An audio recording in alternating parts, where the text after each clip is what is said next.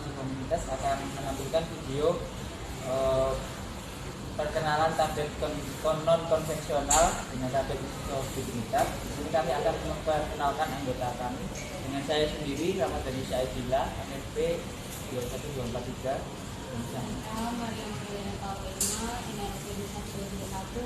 Saya bisa TPSIA NFP 21259. Saya ambil pendana dengan NFP 244 Saya Luciara Syamsai Tingsa dengan NFP 2443 021242. Dan ada satu anggota kami yang hadir untuk membuat video opening, yaitu Angelin Marsienda. Berikut video yang akan kita sampaikan. Penjelasan mengenai obat.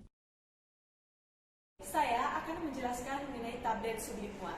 Menurut FI 6 halaman 62, tablet sublingual adalah tablet yang diletakkan di bawah lidah sehingga zat aktifnya dapat diserap langsung oleh mukosa mulut. Salah satu contoh dari tablet sublingual yaitu isosorbit dinitrat atau ISDN dengan Mentadon Kedokat. Kedokat mengandung bahan aktif isosorbit dinitrat 5 mg.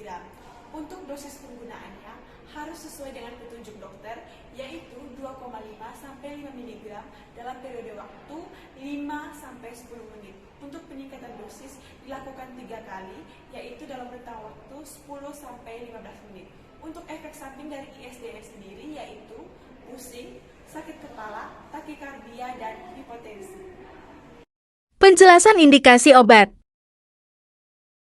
Indikasi isosorbit dinitrat adalah untuk meredakan atau mengobati angina bakteri akut. Selain itu, bisa digunakan sebagai penata laksana profilaksis, misalnya pada situasi-situasi yang memicu timbulnya serangan. Contohnya, pada saat olahraga yang intens, makan makanan yang berat, dan juga udara yang dingin. Isosorbit dinitrat ini juga bisa digunakan sebagai terapi lini kedua atau ketiga apabila beta blocker tidak lagi bekerja efektif pada pasien. Penjelasan patofisiologi obat. Angina pectoris itu disebabkan oleh episode iskemia miokard yang dipicu oleh ketidakseimbangan pasokan dan kebutuhan oksigen miokard yang mungkin disebabkan oleh peningkatan tekanan darah. Kebutuhan oksigen ini tergantung pada ketegangan dinding, yaitu tekanan intraventikuler, vertikel kiri radius, volume, dan ketebalan dinding, denyut jantung, dan kontraksi miokard. Atau penurunan suplai oksigen ini seperti berkurangnya aliran darah koroner, anemia, dan penyebab lainnya yang mengurangi kapasitas darah membawa oksigen. Angina ini biasa terjadi ketika kebutuhan oksigen meningkat karena berkurangnya cadangan koroner yang rendah, sehingga seringkali disebabkan oleh plak koroner aterosklerotik yang menyumbat lumen pembuluh darah. Penjelasan keistimewaan obat. Keistimewaan dari tablet sublingual yaitu yang pertama, dia mudah digunakan khusus untuk pasien yang tidak sadarkan diri dan juga pasien yang tidak bisa menelan tablet dan juga menelan kapsul. Yang kedua, dia mudah menyerap.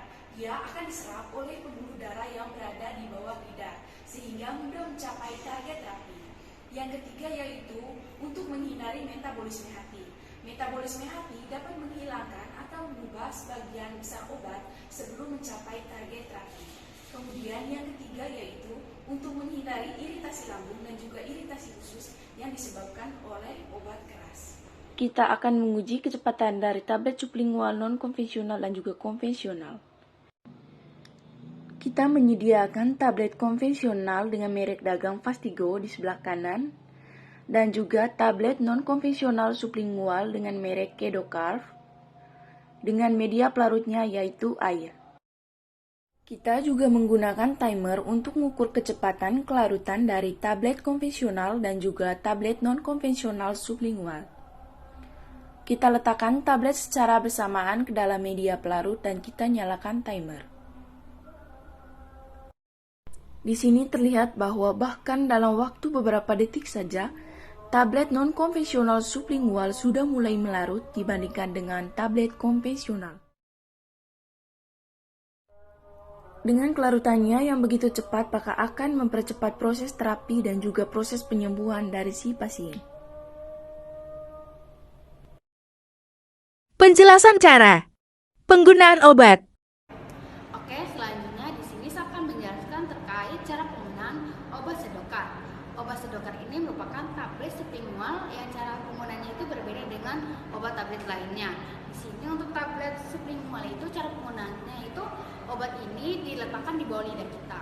Untuk cara penggunaan yang pertama, sebelum kita meminum obat ini kita diwajibkan untuk membasahi mulut kita dengan cara kita meminum air putih atau juga bisa dengan cara kita berkumur. Untuk selanjutnya, setelah kita menggunakan obat sedokan ini atau tablet sublingual ini, seperti yang sudah saya jelaskan tadi, obatnya ini kita letakkan di bawah lidah kita.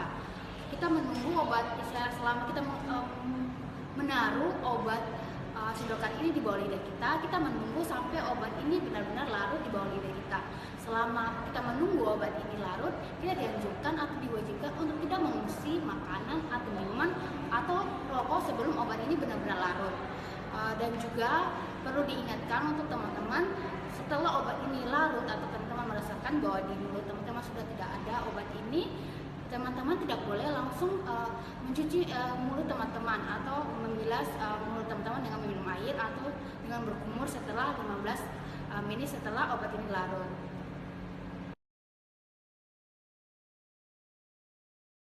Penjelasan penyimpanan obat. Ini saya akan mencontohkan untuk cara penyimpanan obat sedokan 5 ml atau ISDN 5 ml ini. Untuk obat ini baiknya disimpan dalam suhu ruang sekitar 25 derajat Celcius di ruang tertutup seperti ini.